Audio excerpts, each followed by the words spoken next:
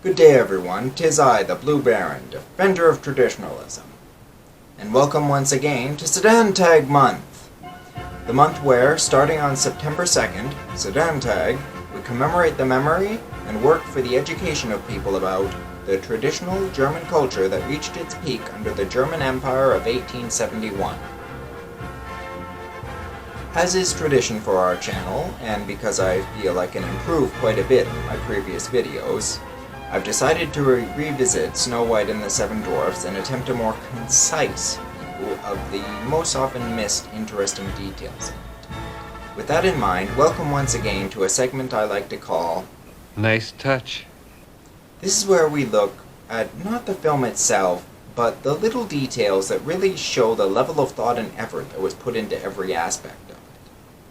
Some of these details are fairly obvious, but I've also tried to single out the things that most people probably didn't notice in the film. So without further ado, here is Nice touch. Number 12, the opening shot. If you looked at Snow White from the perspective of the characters we actually see, you'd be forgiven for thinking that the Wicked Queen doesn't have much of a kingdom to rule. There's no town or village or houses for her to rule over, just a castle to live in, a mirror to consult, a stepdaughter to force work out of, and a huntsman to provide her with venison. Well, that is where you'd be wrong.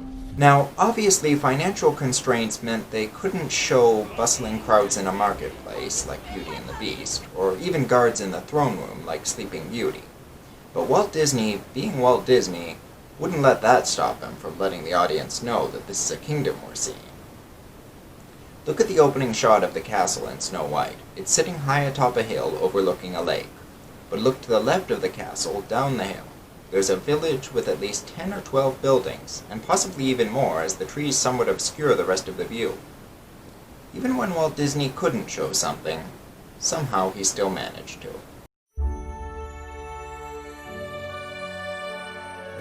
Number 11, the castle. The opening shot of the castle, half in shadow, half in sunlight, has also been interpreted by some as symbolic of the presence of both good, Snow White, and evil, the Wicked Queen, in the castle. Notably, when Snow White no longer inhabits the castle, it is shown in complete darkness, at night.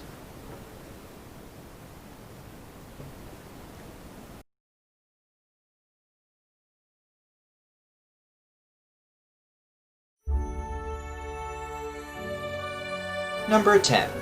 The Queen isn't a queen. A lot of people don't realize this, but the Wicked Queen in Snow White only became queen because she managed, presumably through her immense beauty, to seduce and marry the widowed king, Snow White's father, before he died.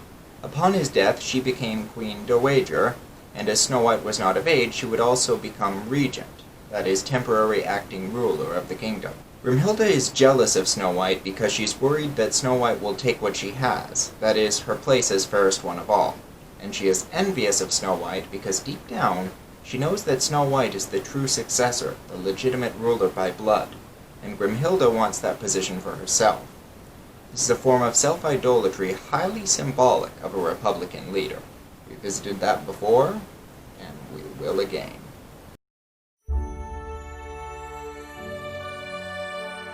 Number 9. The Prince's Outfit. The Prince's outfit actually gives a really good clue as to what time period the film is set. Notice he has a white undertunic with puffy sleeves and a royal blue sleeveless tunic with gold trim over that, completed by a red and black cape. These are all good hints, but the real tip-offs are the hat and dagger. During the late 16th and early 17th century, the dagger was used as part of dress. It was the only weapon commoners were allowed to carry, and was considered a man's last line of defense.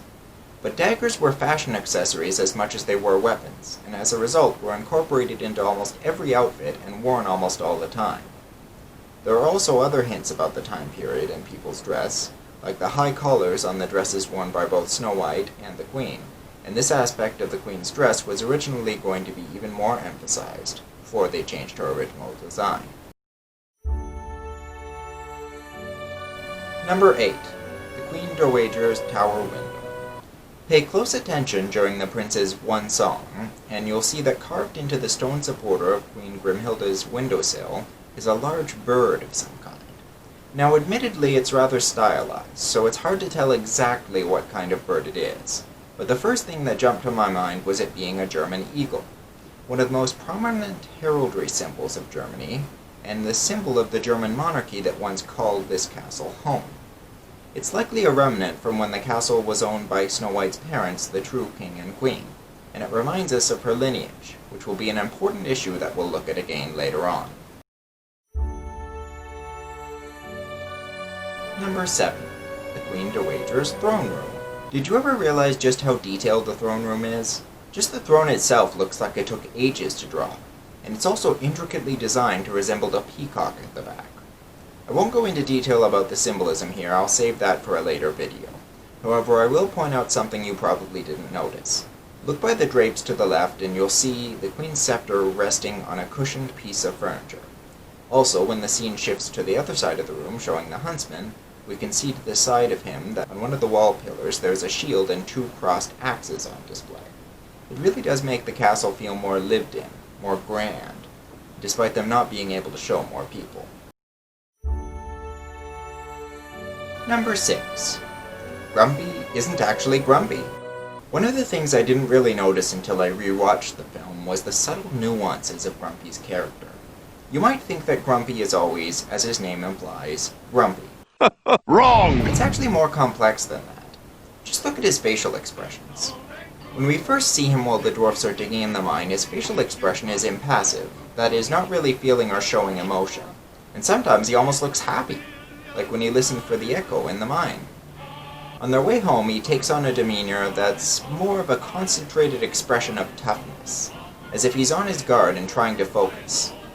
But when they first discover that the light on their house is lit, Grumpy's eyebrows uncross and go up in surprise, his mask of indifference being dropped because the surprise of seeing their house lit broke his concentration. As they're sneaking into the house, his expression very much mirrors that of the other dwarfs. Surprise, nervousness, and perhaps a tiny bit of fear. When he first sees Snow White, he keeps up a tough demeanor around her and rarely lets his emotions show. In fact, he spends so much effort concentrating on not showing his emotions that it interferes with his concentration on what he's doing, like when he walks into the doorframe.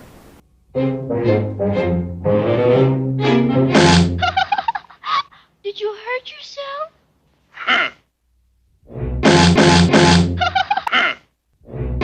Kind to me?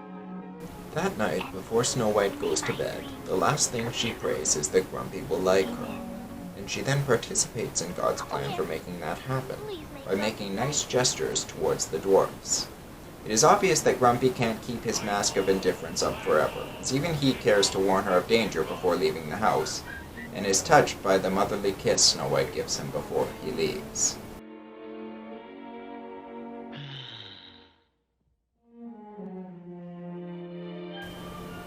He attempts to put his tough demeanor back on after, but it's obvious that not only does he have emotions, they're also quite soft. It also takes so much of his focus to put his tough demeanor back on that he ends up hurting himself again. Snow White continues making nice gestures towards the dwarfs, and we even see that before she was visited by Grimhilda, she had been making a pie especially for Grumpy. Speaking of which, when the forest animals reveal to the dwarfs that Snow White is in trouble, it is Grumpy who acts first, leading the charge back to the cottage. Number 5. The heroes terrify the villain. You might think that the Wicked Queen fears nothing. Villains are immune to fear, right? Wrong! Talking about it really doesn't do it justice, but I need to tell you some things to get you interested enough to watch for yourself. Just think on this. The climax of the film plays out like a mook horror show. It is set during a storm with lightning and thunder flashing. The dwarfs chase after Grimhilda, brandishing heavy tree branches as clubs. As she runs into the forest itself returns to the spooky atmosphere it did during Snow White's escape, and she even gets tangled in vines much like Snow White did. And before we continue,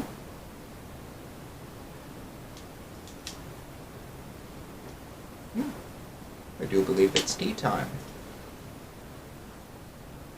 I shall return.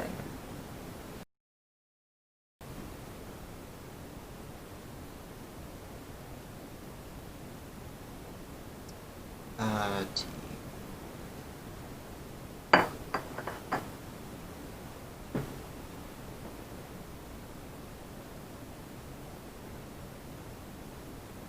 And yes, I should have taken off my gloves. However, I don't really have a good reason. Number 4.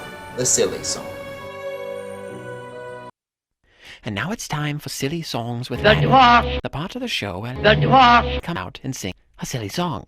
So without further ado, silly songs with The Adam. dwarf! I was very impressed with how Disney portrayed the dwarfs' festivities. The whole sequence calls to mind the traditional lives of the German people, particularly the traditional German values promoted in the traditional Reich system of Germany, and particularly the German Empire or Second Reich of 1871.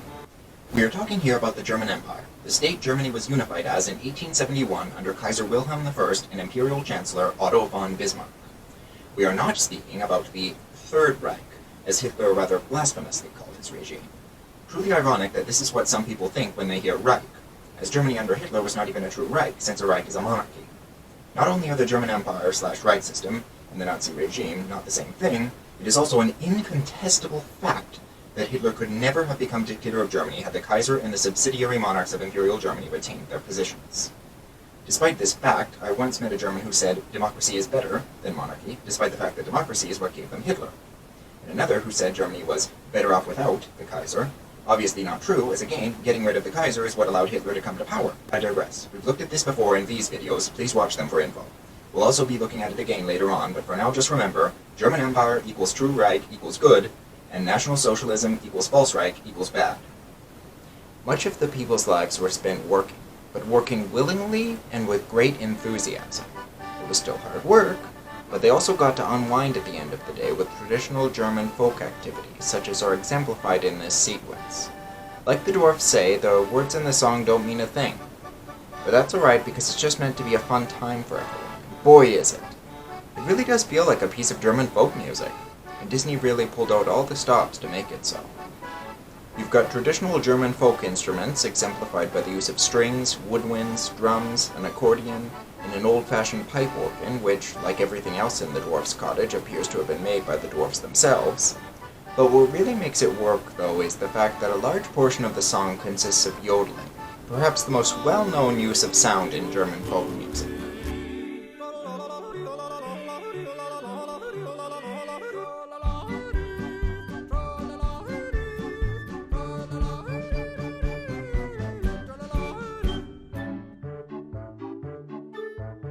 Number 3. Imperial German Dwarfs.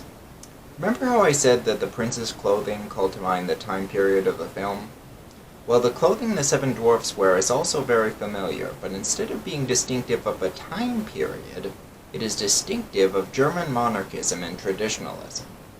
You see, the dwarfs' clothing is highly reminiscent of the military uniforms of the German Empire of 1871. Don't believe me? Here's 2 pictures side by side. Note the similarities in the overall shape, the style of the collar, and the buttons. Now I realize the dwarfs' collars can be hard to see, because most of the time they're covered by their beards. But trust me, the collars are the same style. If the prince's outfit is a stylized version of the 16th century clothing, then the dwarfs' outfits are stylized versions of Imperial German field tunics. And this is especially apparent when viewing Sneezy's tunic, as it even matches in color. And while each dwarf has different colors on their clothing and slight variations on the style, this only makes it more distinctive of German monarchism, for it calls to mind the unique cultures of the individual German states as represented by their respective monarchs. During the time of the true Reich, the true historical Germany, the history and the culture of the individual states was alive in the persons of their royal families. Reigning at the top of this union was the German Kaiser, representing all Germans as well as the unique history of the Kingdom of Prussia. The more I think about it, the more I see how well it fits the dwarfs. They are by trade miners, working in the mountains, which is highly reminiscent of the many mining jobs run by Krupp Works Coal and Steel in the German Empire. However, the seven dwarfs aren't just miners, they are also highly industrious, having built just about everything in their house themselves. So in this way reflect the naturally industrious nature of the German people. The German people are also naturally monarchist. There is no system of government more uniquely suited to Germany than the German system of monarchy, the Kaiserreich. And its people have naturally recognized that when given the freedom and the information they needed with which to choose. A German friend of mine added this information. I think a few things interplay there. Looking up to an authority or looking for guidance by an authority is quite natural. It begins with the core unit of any society, the family that is led by the father. And the natural authority of a father leads to the monarch, who is a father to his people. And as a teacher, I am an authority figure as well. And the pupils, well, most, not all of them, naturally like to be praised by an authority figure. And as the Blue Baron said, Germans are natural monarchists. We are always looking up to an authority figure. Even today, many Germans look to the state as an authority figure, even though it is a misguided state that actively harms its people. Remember, as soon as Snow White tells them her name, they immediately recognize her as the princess. I'm Snow White. Snow White, the princess? Yes. And Doc says, or at least tries to say, we're honored. Grumpy, of course, is against Snow White staying with them at the beginning, but he does make clear a very crucial point when he says, I'm warning you. If the queen finds her here, she'll swoop down and wreak her vengeance on us. This is actually a surprisingly clear allegory to what the False Reich did to strong supporters of the monarchy. Remember, there were a great deal of German monarchists thrown in concentration camps too, mainly for advocating a return to the monarchy, which was banned. The naturally monarchist nature of the dwarfs is also shown in that, after some convincing, the seven dwarfs agree to harbor Snow White and also endeavor to listen to the wisdom she has to offer, as is seen when they agree to wash up for dinner.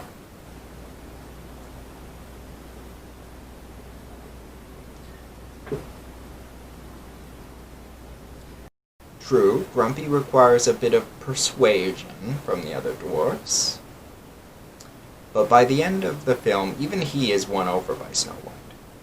And as a side note, I noticed while watching the film again for this review, that the dwarfs, aside from one or two instances of Doc saying something like, Go right on up now, my dear. almost always refer to Snow White as either princess, when directly speaking to her, or the princess, when speaking to each other about her.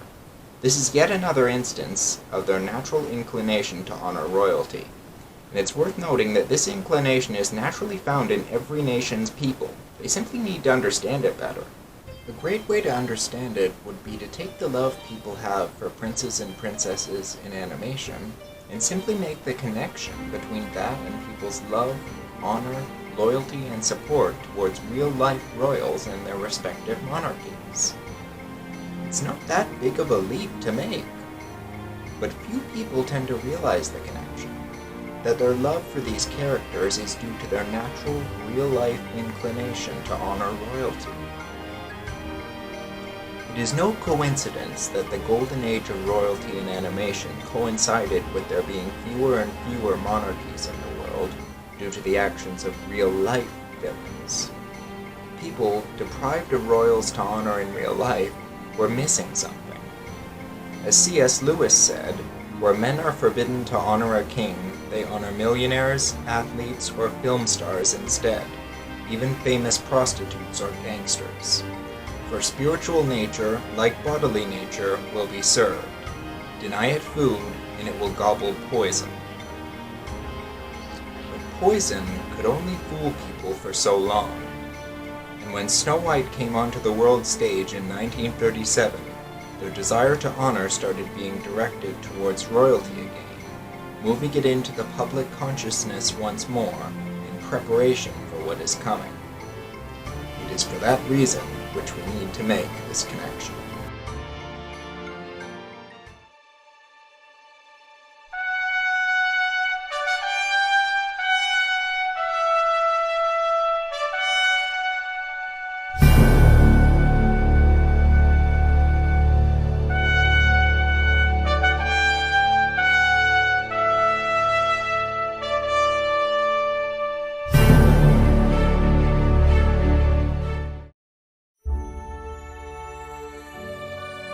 Number 2. The Prince's Hidden Story. Few people realize, but the prince actually was supposed to have a far greater role in the film than he did. The Wicked Queen was supposed to have him captured by her guards and imprisoned in the dungeon, taunting him and such before leaving him to his fate. But he would escape with the help of Snow White's animal friends and a little ingenuity, and do a whole Errol Flynn-like action scene of running down the hall, sword fighting with the guards, swinging from the chandeliers, before finally finding his horse and running off to find Snow White. Boy, just imagining that. That would be really exciting, wouldn't it, folks? Just imagining that is amazing. What even fewer people realize is, this role, though not included in the film, was not completely forgotten in the Disneyverse, and has been featured heavily in other media such as the pre-film comic by Hank Porter, link in the description. The trouble is, it was never fully fleshed out in any one medium. Even the comic had a bare minimum version of it, with many of the darker or more exciting parts shortened or left out completely. But I plan on changing that. Coming soon from Blue Baron Productions, Snow White's Prince, The Hidden Story. Before we get to number 1, an honorable mention. Snow White is actually not the first feature-length animated film. I don't have time to explain this here, but I already did a video on this topic, so please click the link in the description to watch it, and I don't think you'll be disappointed. Number 1. Finally, number 1. The moment you've all been waiting for. To those of you who always cry at the ending of Snow White, and I'm among you, if you notice this final touch, you probably started bawling all over again. Why? Because when Snow White awakens from the sleeping death, the first dwarf to open his eyes and see that she's alive is none other than Sleepy. Excuse me, I need a minute.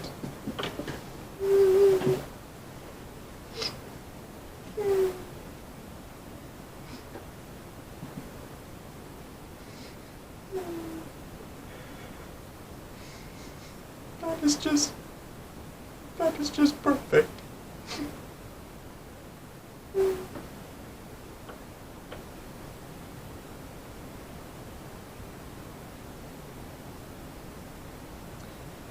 I'm the Blue Baron, defender of traditionalism. God bless you all, and remember, Fides Traditio Monarchia.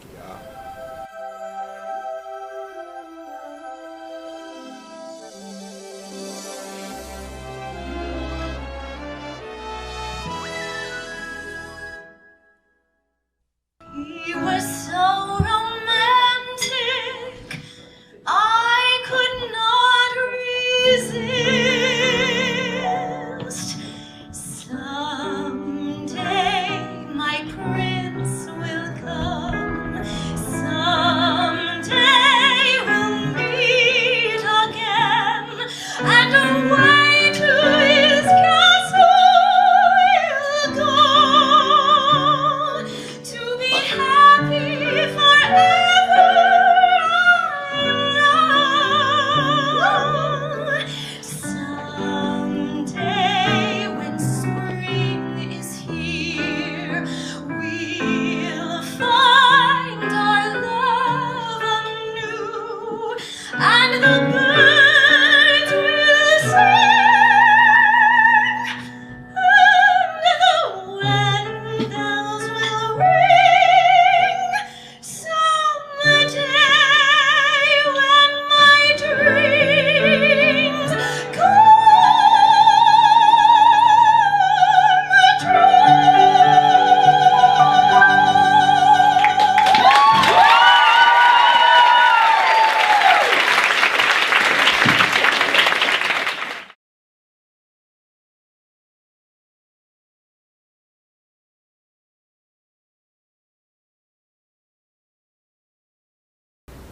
Hey, I just realized something. Snow White has a name, all the dwarves have a name, and the Queen and Huntsman were given naming reference material at least, such as the pre-film comic by Hank Porter. So why doesn't the Prince have a name? I mean, how hard is it to give a guy a name? Well, let's find out. First, we need to know where we are. This film is based on a German fairy tale, so we'll place it in Germany. Now, with regards to where in Germany specifically, the UK press book I mentioned earlier states that the original fairy tale of Snow White was based highly on legends surrounding the Harz Mountains, located in this part of Germany. I'll be showing a map. However, Wikipedia's entry on the Wicked Queen places her nationality as Bavarian, and Bavaria is way over here on the map. So, let's just come back to that later. With regards to time frame, the character's mode of dress would likely place it at around the Renaissance period, and this is further hinted at by the dwarfs using yodeling in their song, as while we don't know exactly when yodeling originated, the first record of it occurs in the year 1545. Also, since yodeling mainly originated in the Alps mountain range, this further indicates the likelihood of Snow White taking place somewhere around Bavaria, which is much closer to the Alps than the Harz. Knowing that, let's take a look at common royal names in the Bavarian region in the 1500s. Alright, a quick search yields nothing on that region, but I did find a list of some of the most common names in certain parts of Germany between 1501 and 1550, and... Wait a minute. Number 1, play the file footage. Wrong file footage! Sorry. No, the file footage from Walt Disney's acceptance speech for his honorary Academy Award. I'm sure the boys and girls in the whole world are going to be very happy when they find out that the daddy of Snow White and the Seven Dwarfs, Ferdinand, Mickey Mouse, and all the others, is going to get this beautiful statue. Isn't it bright and shiny? Oh, it's beautiful. Aren't you proud of it, Mr. Disney? Well, I'm so proud I think I'll bust. You know, I think that Mickey Mouse and Ferdinand and Snow White and all the dwarfs are going to Play be that very back proud once that you more. presented it. Oh, I think that Mickey Mouse and Ferdinand and Snow White Now and all the isolate dwarfs just that one are going to line. be very... Oh, I think that Mickey Mouse and Ferdinand and Snow White and all the dwarfs... Ferdinand. Prince Ferdinand?